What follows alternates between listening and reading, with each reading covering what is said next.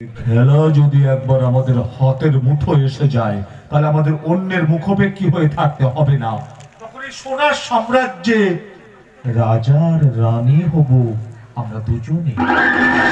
তাহলে কাল থেকে আমাকে কি করতে হবে? কি করতে হবে শুনে নাও তাহলে।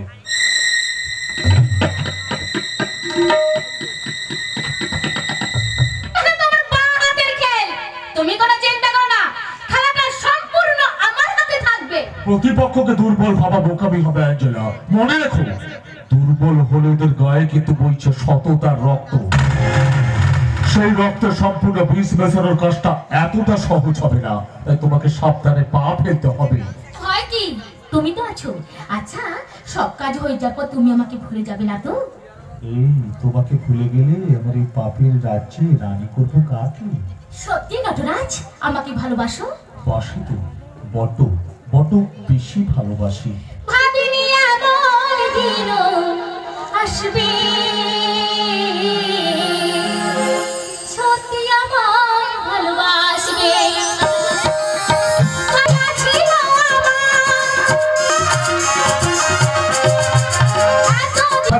একমাত্র মালিক আমি হব, রায় ভিলার একমাত্র সম্রাট। আমার নাম শ্রী নটরাজ নাথ।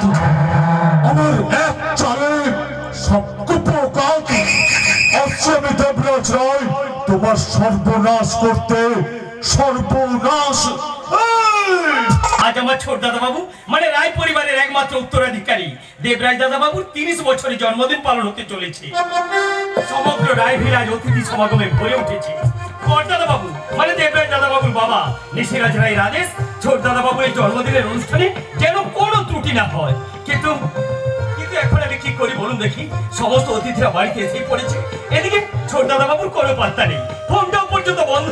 ও আমার হয়েছে যত জ্বালা। এখন যে আমি কি করি? এ আবার করবি কালীনাথ, জন্মদিনের অনুষ্ঠানটাই শুরু করবি। দাদা বাবুজি, তা আপনি কখন এলেন? এই তো কিছুক্ষণ হলো। হল ঘরের সমস্ত অতিথিদের সাথে কথা বলে একেবারে ঘরে ঢুকলাম। একমাত্র ছেলের জন্মদিন বলে কথা, আমি না এসে থাকি কি করে বল? সে তো বটেই, সে তো বটেই। দাদা বাবু আপনি বরং একটু বিশ্রাম করুন, কত দূর থেকে এসেছেন। অনুষ্ঠান শুরু হলে না হয় আমি আপনাকেই ডাকবো। সে তো বুঝলাম, কিন্তু যাকে নিয়ে আজকের এই আনন্দ অনুষ্ঠান সে কোথায়? না মানে ছোট দাদা বাবু মানে ওই ঘরে নেই। কোথায় গিয়েছে সে? তা তো আমি জানি না বড়দাদা বাবু। সকাল সকাল ঘুম থেকে উঠে সেই যে বেরিয়েছে, সন্ধে হয়ে এলো, এখনো পর্যন্ত ঘরে ফিরে নিছে, ফোনটা পর্যন্ত বন্ধ। ননসেন্স, কোনোদিনও কোনো কাজে আমি শান্তি দিলে না। এখন যদিও ঠিক সময় না আসেন, মান সম্মান থাকবে আমার? সব বড় বড় কোম্পানির লোকেদের আমন্ত্রণ জানিয়েছে আজ, যাতে করে সবার সামনে আজ আমি দেবরাজকে রয়েন্দ্র আয়রন ফ্যাক্টরির মালিক বলে ঘোষণা করতে পারি। কিন্তু না, আজ আমি নিশ্চিত, আজ আমার সম্পূর্ণ পরিকল্পনায় ভুল। এত বড় কোম্পানির দায়িত্ব বহন করবার কোন যোগ্যতা নেই। এমন ভাবে আপনি বলবেন না বড়দাদা বাবু। আচ্ছা আপনি বলুন, ছোট দাদা বাবুর মতো মনের মানুষ সত্যি কি সময় সচরাচর খুঁজে পাওয়া যায়? শুধু ভালো মন দিয়ে এই জগৎটা চলে না কালী। ওর জন্মের পরপরই রয়্যাল আয়রন ফ্যাক্টরি আমি তৈরি করেছিলাম, যাতে ভবিষ্যতে ওকে আর কোনো কষ্ট না করতে হয়। বাইরের সমস্ত কোম্পানির দায়িত্ব তো আমি সামলাই। কোথায় ছেলে হয়ে পুরো বাপের হাতে হাত মিলিয়ে কাজ করবে তা নয়, উল্টে বাবা হয়ে ছেলের সমস্ত দায়িত্ব এখন এই কাঁধে ঘুরে বেড়াতে হচ্ছে। এর থেকে কষ্টের আর কি হতে পারে কালী? ছোট মুখে বড় কথা হয়ে যাবে বড় দাদা বাবু। এ বিষয় সম্পত্তি, অর্থ, ক্ষমতা কোনো কিছুই ছোট দাদা বাবুর চাহিদা ছিল না। তার চাহিদা ছিল শুধুমাত্র একটু ভালোবাসা।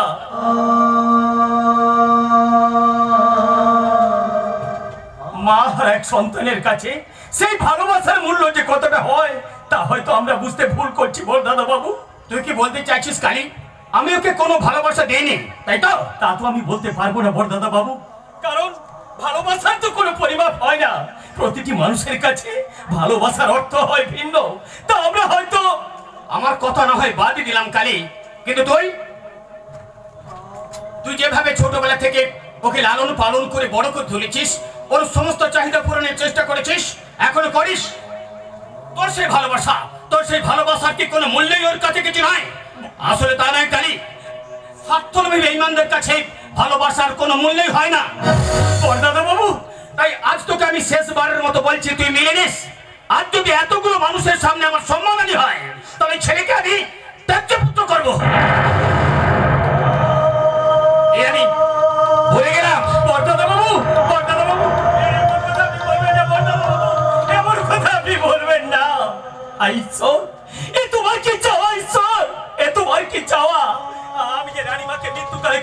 বলেছিলাম এ রায় পরিবারে কোনো শান্তির ছায়া আমি ঢুকতে দেব না, তার ছেলেকে আমি কোনো কষ্ট পেতে দেব না।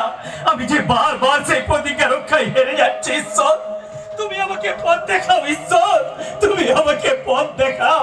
ছোট দাদা বাবু কোথায় তুমি? ছোট দাদা বাবু, তুমি একটিবার আমার কাছে ফিরে এসো। ছোট দাদা বাবু, তুমি একটিবার আমার কাছে ফিরে এসো, ফিরে এসো। और मैं क्या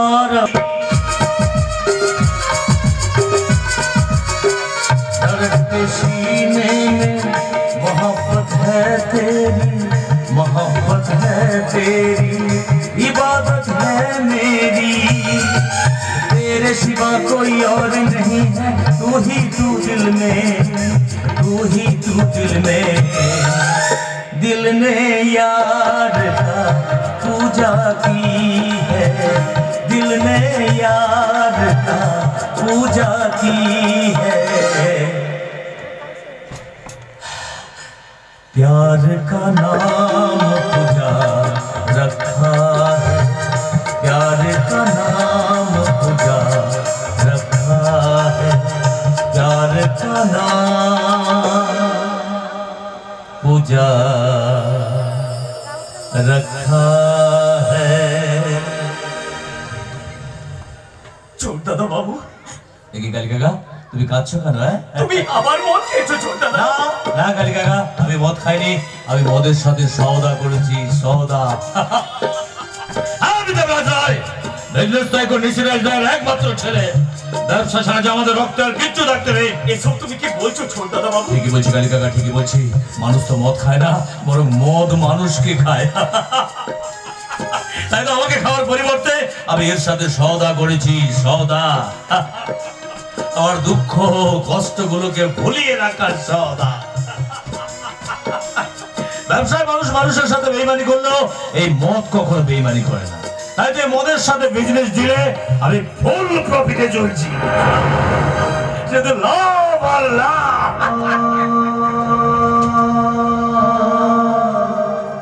তুমি কিসের লাভের কথা বলছো ছোট দাদা বাবু? এই মদ তোমাকে আস্তে আস্তে শেষ করে দিচ্ছে, তা কি তুমি একবারও বুঝবে না? শেষ হতেই তো চাইছি কালী কাকা, শেষ হতেই তো চাইছি।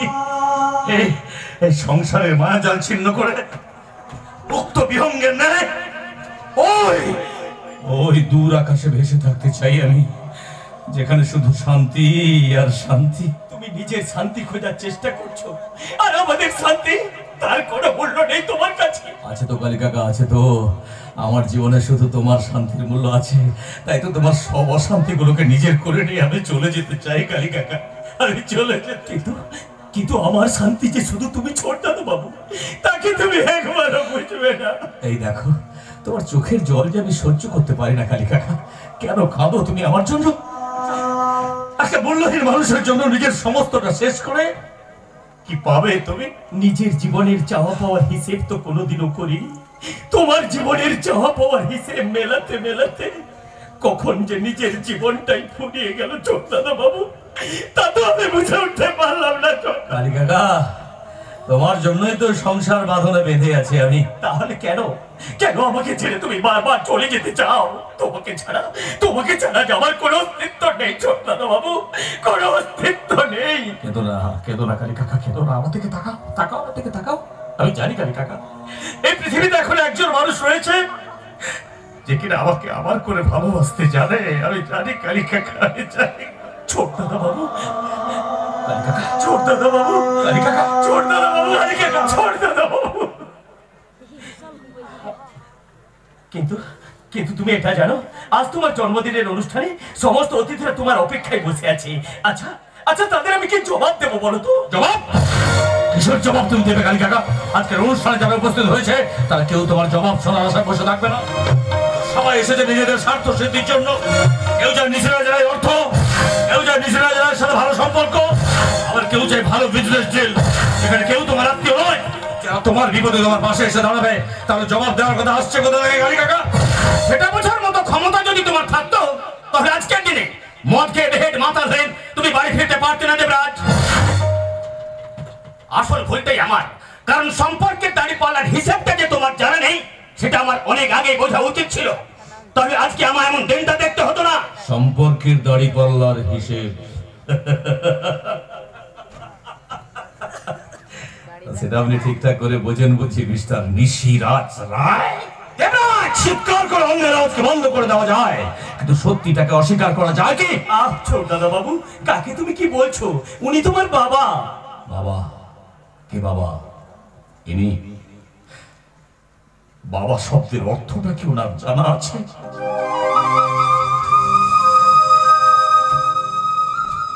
জানা আছে সম্পর্কে দাড়ি পাল্লায় বাবা শব্দের ভারটা কত বেশি? আজ তুমি আমাকে বাবা শব্দের অর্থ বোঝাতে চাইছো?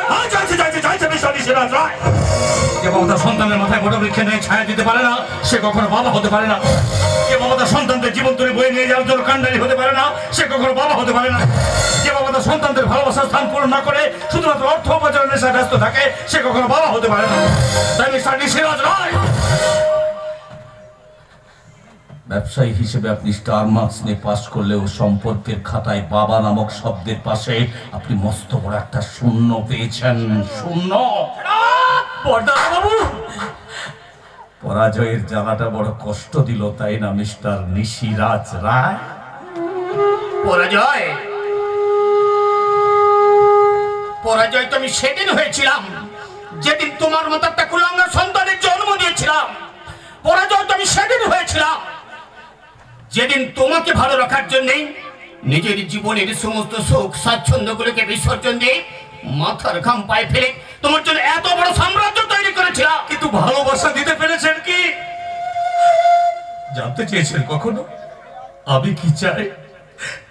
কি পেলে আমি ভালো থাকবো? না না না, আপনি কোনদিন ঘরে মিস্টার নিশিরাজ রায় সারা জীবন শুধু নিজের ভাবনার বোঝাটাকে আমার ঘাড়ে চাপিয়ে দিয়ে তাতে একটা ভালো থাকার তকমা লাগিয়ে দিয়েছেন।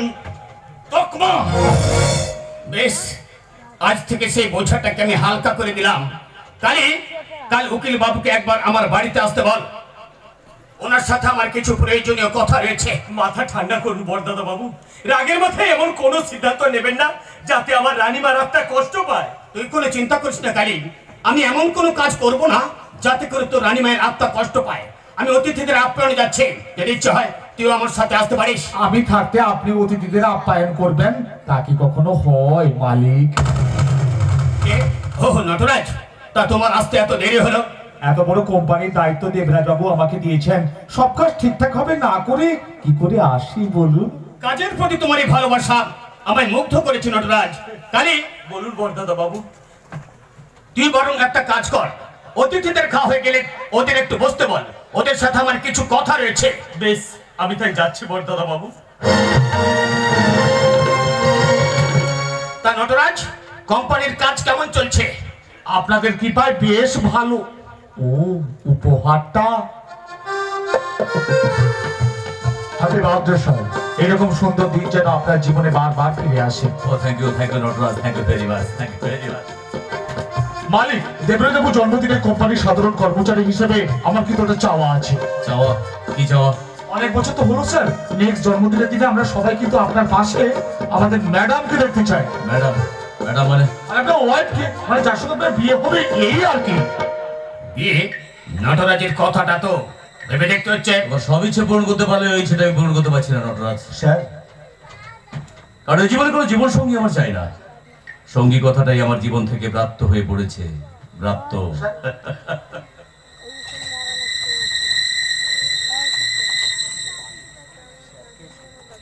সঠিক পথে আনার এটাই একমাত্র উপায়। না মানে আপনি ভেবে দেখবেন, এই আর কি। ভেবে দেখবো। তোমরা কথা বলো, আমি একটু আসছি।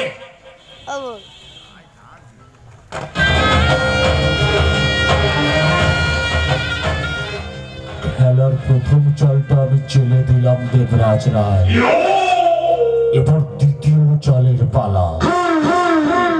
আমার নাম শ্রী নটরাজ নাথ, আমার এক চালে সব কুপকাত।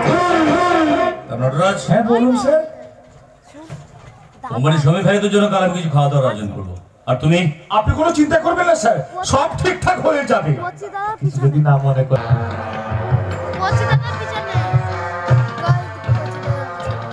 দেখ তুই এই নাও খরচের অঙ্কটা বসিয়ে দিও। সে আর বলতে, সত্যি আমরা বড় ভাগ্যবান যে আপনার মতো মালিক পেয়েছি। মালিক আমরা নই নটরাজ, মালিক হচ্ছেন ঈশ্বর। কিন্তু আমার ইচ্ছাটা আপনি স্যার। ও অ্যাঞ্জেলা, তুমি চিনতে পারছেন স্যার? কি? তুমি হচ্ছে আমাদের রয়্যাল রয় কোম্পানির একমাত্র লক্ষ্মী, আর তোমায় চিনতে পারবো না তাই কখনো হয়?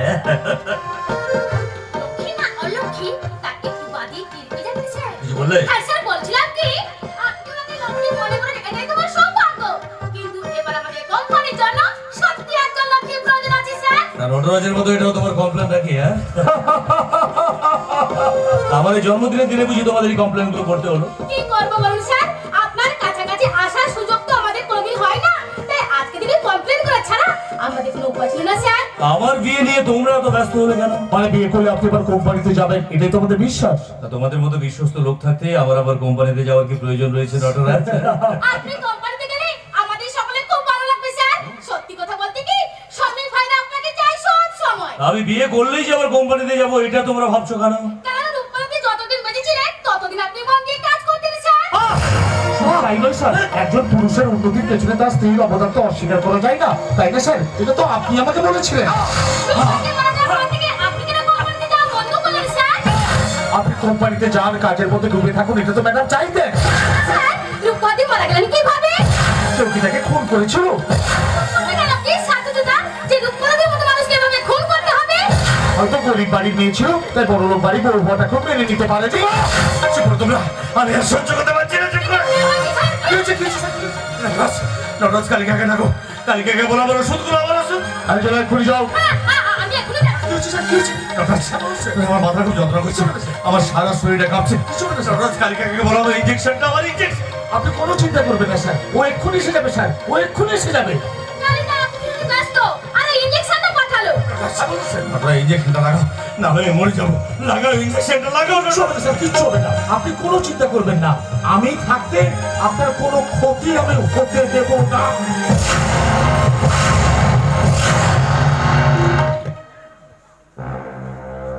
দেবরাজ রায়, তুমি নিজেই জানতে পারলে না তোমার করা আমাদের প্রতি বিশ্বাস তোমার শরীরে কি বিষ ঢুকিয়ে দিল। ধরে নাও এটা তোমার জন্মদিনের শ্রেষ্ঠ উপহার। মনে রেখে, আমার নাম শ্রী নটরাজ নাথ, আমার এক চ্যালেঞ্জ সব ওপরে বসে থেকে আমার সর্বনাশ থেকে তুমি হেসেই যাও। নিচে যখন ছিলে তখন তো আমার সুখের দিকে দৃষ্টিপাত করলেই না, এখন স্বর্গে গিয়ে আমায় একেবারে জ্বালিয়ে খেলে। সবে কি বলে আরে ও যাবেনি, তো জ্বালা এখনো কমেনি। এই ভর দুপুর বেলা কেন এত চিৎকার করছো বলো তো? তুমি কি আমার একটু পড়তেও দেবে না? খালি জ্বালায় জ্বালা। ওই শোনো তোমার মেয়ের কথা, বলি এত পড়াশোনা করে আমার কোন সঙ্গে তুমি বাঁচি দেবে মা? আর তার কথা বলছি কি এমনি মাস্টার ভরে এলো, তা হেসার খবর কিছু রাখিস? সব তো ভাগে পড়ে রয়েছে। এই এত বড় কুষ্টির পেটের জ্বালা কি আমার এই হাত কেটে পূরণ করবো নাকি? কেন দিদির কাছে টাকা চাও? টাকা চাইলে যেন তোমার দিদি লক্ষ্মী ঝাঁপি থেকে টাকা বার করে তোমায় দিয়ে দেবে। কেন দেবে না কেন? টাকা চাইলেই তো বলবে মাসের শেষ কি করে টাকা দেব, কত টাকা রোজগার করি আমি। সত্যি দিদি এত টাকা কোথা থেকে দেবে? আচ্ছা মা, তোমার কি দিদির উপর একটু মায়া হয় না? ঘর 70 বিভীষণ, সে তুমি আমার যাই বলো, অন্যায়কে অন্যায় বলতে আমি জানি, আর এটা আমার দিদির শিক্ষা। তাহলে সেই শিক্ষা ধুয়ে এখন দিদির নামে 2 ঘটি জল খাও। মাঝে মাঝে মনে হয় সত্যি তুই আমার গর্ভে জন্মেছিলিস তো। সত্যি বলতে সেটা আমারও বিশ্বাস হয় না মা। রাহুল, কেন মা, কেন তুমি দিদিকে এত কষ্ট দাও বলো তো? সে তোমার নিজের মেয়ে নয় বলে, কিন্তু নিজের মেয়ের কোন দায়িত্ব কর্তব্য সে পালন করে না বলো তো? আমাদের সংসার চালানো থেকে শুরু করে তোমার ওষুধের খরচ, বোনের পড়াশোনার খরচ থেকে আমার মতো একটা বেকার ভাইকে চাকরি পাওয়ার পরীক্ষা দেওয়ানো, সবটাই তো শেখা করে মা। সারাদিন হাড় ভাঙা খাটুনির পর এক মুহূর্ত সে রেস্ট নেয়, কখনো টিউশনি, কখনো বৃত্তির বাবুর ব্যবসার হিসেবের খাতার কাজ। এরপরও দিদিকে বাজে বাজে কথা বলতে তোমার একটু বিবেকে লাগে না? না লাগে না, লাগে না, লাগে না। তোর বাবা মারা যাওয়ার পর ওই কোম্পানি তোর বাবা এই সংসারটাকে সচল রাখা তা কি সে করতে পারছে? বাবা যখন মারা যান তখন আমার 18 বছর হয়নি না, তাই দিদিকে সেই চাকরিটা দেওয়া হয়েছে। এতে দিদির দোষ কোথায়? তাহলে কি সব দোষ আমার দিদির? ভাগ্নে আরে ভোলা তুই! থাক, থাক, থাক, থাক, থাক, থাক। হঠাৎ তুই এখানে? দিদির কথা মনে পড়লে ভাই কি ঘরে বসে থাকতে পারে? তাই তো তুললাম ঝোলা আর তোর কাছে এসে গেল তোর ভাই ভোলা। বেশ করেছিস, খুব ভালো করেছিস। জানিস তো ভাই, কদিন ধরে নিজের আপনজনদের দেখতে খুব ইচ্ছা করছিল। এই যে তুই চলে এলি, আমার সব কষ্ট মুছে গেল। আমি যখন একবার চলে এসেছি দিদি, তোর কষ্টের আর কোনো জায়গা আমি রাখবো না। আমার সোনা ভাইটা। তুমি কেমন আছো ভাগ্নে? ভালোই ছিলাম, তবে শেষ রক্ষে বোধহয় আর হলো না। মানে কি বলতে চাইছো ভাগ্নে? না মানে বলতে চাইছি একের আমি রক্ষে নেই, তার উপর আবার সুগ্রীব দোষ। রাহুল! ও তোমার মামা হয়, আত্মীয়দের সাথে কিভাবে কথা বলতে হয় সেটাও কি ওই রূপকথার সাথে থাকতে থাকতে তুমি ভুলে গিয়েছো? কি করি বলো তোমার? আসলে ছোটরা বড়দের কাছ থেকে যা দেখে তাই শেখে, তাই নয় কি? আমার আশায় ভাগ্নে বলে খুব একটা আনন্দিত হয়নি। না না, আনন্দ পাবো না কেন? আসলে দুপুরে বাজারে যাই সস্তায় বাজার করবো বলে, তাতে কোনো মতে আমাদের চলে যায়। আপনি হঠাৎ এসে পড়েছেন তাই। 4 জনের খাবার যদি আমি করতে পারি, তাহলে আমার ভাইটার খাবার তার মধ্যে দিয়ে হয়ে যাবে। ও নিয়ে তোমায় চিন্তা করতে হবে না। রূপসা! কি হয়েছে মা? কি হয়েছে? আরে ভোলা মামা না? কেমন আছো? ভালো খুব বাবা বাবা বাবা ভাগ্নে তো বেশ বড় সড়ো হয়ে গেছে দেখছি। আরে থাক থাক। এই শোন, আনাজগুলো তাড়াতাড়ি কেটে ফেল দেখি। আজ একটু ভাতে ডালে খিচুড়ি রান্না করব। আমার ভাইটা আমার খিচুড়ি খেতে বড্ড ভালোবাসে, তাই না? সে তুই ভালোবেসে যা খাওয়াবি দিদি। খিচুড়ির সাথে যদি একটু ভাজা ইলিশ মাছ। না না না না না, অত কিছু লাগবে না, শুধু আলু ভাজা হলেই হবে। এই রূপসা, দাঁড়িয়ে দাঁড়িয়ে কি দেখছিস? যা তাড়াতাড়ি আনাজগুলো কেটে ফেল, না হলে আবার মেনুর সংখ্যা বেড়ে যাবে। আরে যা যা যা। যাচ্ছি তো, যাচ্ছি। তা বল বাবা ভোলা, বাড়ির সবাই কেমন আছে? খুব ভালো নেই রে দিদি। বাবা মা মারা যাওয়ার পর থেকে না কাকার আমাকে এক ঘরে করে দিয়েছে।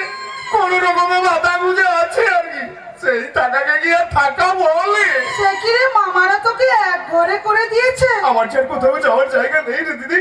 তুই ছাড়া আমার আর কি আছে বল দিদি? এই দিদি, আমাকে কিছুদিনের জন্য তোদের এই বাড়িতে একটু থাকার জায়গা করে দিবি দিদি? না না, তা কি করে সম্ভব? কেন সম্ভব নয়? কেন রাহুল? দিদি মানবতার অবয়বে চরিত্র রূপায়ণী হতে হবে দীপ্ত মানবিক। যদি না পারি ধরাই সেই চরিত্র ফলাতে ভেক ভেক তবে শতধিক। বাবার বলা কথাগুলো তুই এত তাড়াতাড়ি ভুলে গেলি ভাই? তুই তো আমার ছিলিস না। না না দিদি, তুই বুঝতে পারছিস? এখানে বোঝার মতো কিছু নেই ভাই। ভোলা মামা মায়ের কাছে মানুষ, এই অবস্থায় আপন হয়ে আমরা যদি পাশে না দাঁড়াই তাহলে যে তা অমানবিকতা হবে। আপনি কোনো চিন্তা করবেন না মামা, আপনার যতদিন ইচ্ছে আপনি ততদিন এই বাড়িতেই থাকবেন। বেশ, তারপর যেটা ভালো মনে হয় তুই সেটাই কর, কিন্তু পরে একদিন আফসোস করতে হবে দিদি, এই আমি বলে দিলাম। ভাই শোন, ভাই শোন, আপনি কিছু মনে করবেন না মামা, আসলে ছোট তো তাই। না না না না, ওর কথা আমি কিছু মনে করিনি, কিন্তু মনে কষ্ট হচ্ছে তোমার কথা ভেবে। কারণ একার ঘাড়ে এত বড় সংসার, তারপর আবার আমি সে পড়লাম। তাতে কি হয়েছে মামা? আপনি তো আমাদের পর নয়, আর তাছাড়া নিজের লোকেদের জন্য একটু কষ্ট করাই যায়। সত্যি তোমার মুখের কথাগুলো শুনে মনে হচ্ছে যেন জামাইবাবুর মুখ থেকেই শুনছি। জামাইবাবু ঠিক এইভাবেই আমাদের ভালোবাসতেন। তার মুখে তো অনেক বড় বড় কথা হলো, এবার কাজে তার পরিচয়টা দাও। আমার ভাই একটু ইলিশ মাছ খেতে চেয়েছে, তার কি হবে? ইলিশ মাছ? হয়ে গেল, অমনি সব কথা চুপসে গেল। না না মা, আসলে ইলিশ মাছের তো এখন অনেকটা দাম। তুই আমার জামাই খোলা দিচ্ছিস? এত বড় সাহস তোর! কেন দিদির সামনে তুমি আমাকে অপমান করছো মা? আমি তোমাকে কথাটা এভাবে বলতে চাই।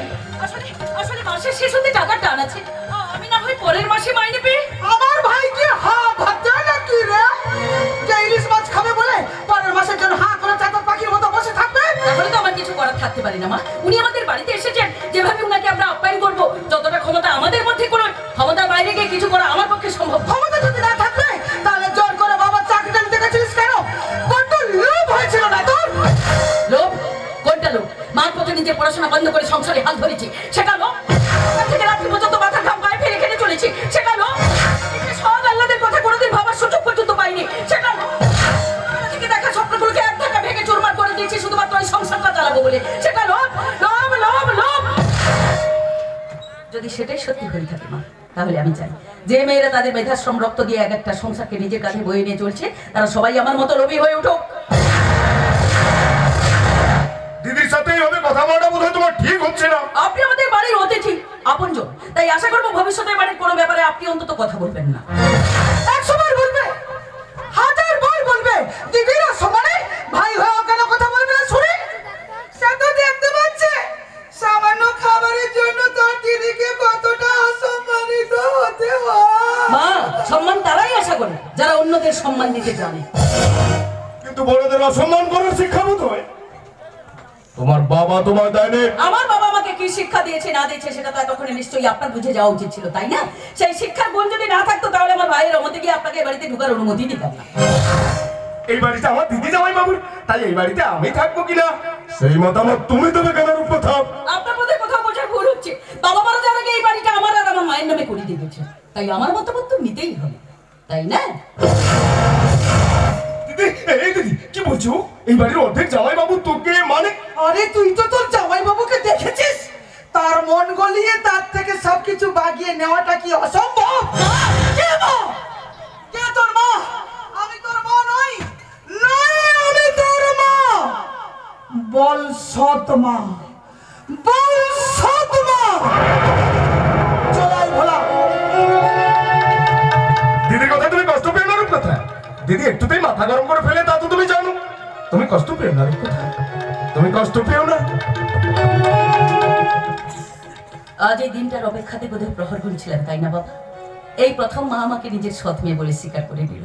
প্রথম যেদিন তুমি মাকে এ বাড়িতে এনেছিলে আমার দিকে আঙুল দিয়ে দেখে বলেছে, রূপকথা রূপকথা মায়ের খোঁজ করছিলি না? এই দেখ তোর মাকে তোর কাছে নিয়ে এসেছি। এক মুহূর্তের মধ্যে আমার চোখে ভেসে থাকা মায়ের আবছার স্মৃতিগুলো কেমন জানি না ম্লান হয়ে গিয়ে মায়ের মুখের সাথে মিশে গিয়েছিল। ছুটে গিয়ে মাকে জড়িয়ে ধরে বলেছিলাম, এই তো আমার মা। মা, তুমি আমাকে ছেড়ে কোনোদিন কোথাও চলে যাবে না তো? সেই বিশ্বাসে ভরা শিশুগণকে আমি তো কোনোদিন বলতে দিইনি বাবা। তাহলে কেন ঈশ্বর আমাকে এই দিনটা দেখালেন বলতে পারো? কি দোষ ছিল আমার? নিজের গর্ভধারিণী মায়ের অস্তিত্বকে অস্বীকার করবার দোষ, কিন্তু আমি তো তাকে অস্বীকার করিনি। মায়ের মধ্যে মায়ের অস্তিত্ব খুঁজে বেড়ানোটা যদি দোষের হয় তাহলে যে আমি বারবার সেই দোষ করতে চাই বাবা। তাই তো সারা জীবন ধরে শত লাঞ্ছনা কঞ্চনা আঘাত পাওয়ার পর ছুটে যেতাম তার কাছে, মা বলি ডাকতাম তাকে। তাহলে কেন ঈশ্বর আমাকে এই দিনটা দেখালেন বলতে পারো? কেন কেন? এই বুকের ভেতরটা বড্ড কষ্ট হচ্ছে জানো। কাকে বলি এই কষ্টের কথা? কাকে কাকে কাকে? মা, কষ্ট হচ্ছে না রে মা, কষ্ট হচ্ছে। কষ্ট পাস না রে মা, কষ্ট পাস না। একটা কথা বলে রাখিস, ঈশ্বর তাকে এই কষ্ট অতিক্রম করার মতো ক্ষমতা রাখে। তুই তো হারতে পারিস না রে মা, তুই তো হারতে পারিস না, তুই তো হারতে পারিস না। বাবা বাবা, তুমি শুনতে পাচ্ছ আমার কথা? লড়াই করে করে আজ যে আমি বড় ক্লান্ত হয়ে পড়েছি বাবা। লড়াই করার মতো কোনো ক্ষমতা যে আমার মধ্যে নেই। আমায় তুমি একটু শক্তি দাও বাবা, একটু শক্তি। আমার যে এখন অনেক কাজ বাকি আছে, তারপর না হয় তোমার কাছে আমাকে টেনে নিও। আমি যে হারতে চাই না বাবা, আমি যে হারতে চাই না, আমি যে কথা মা,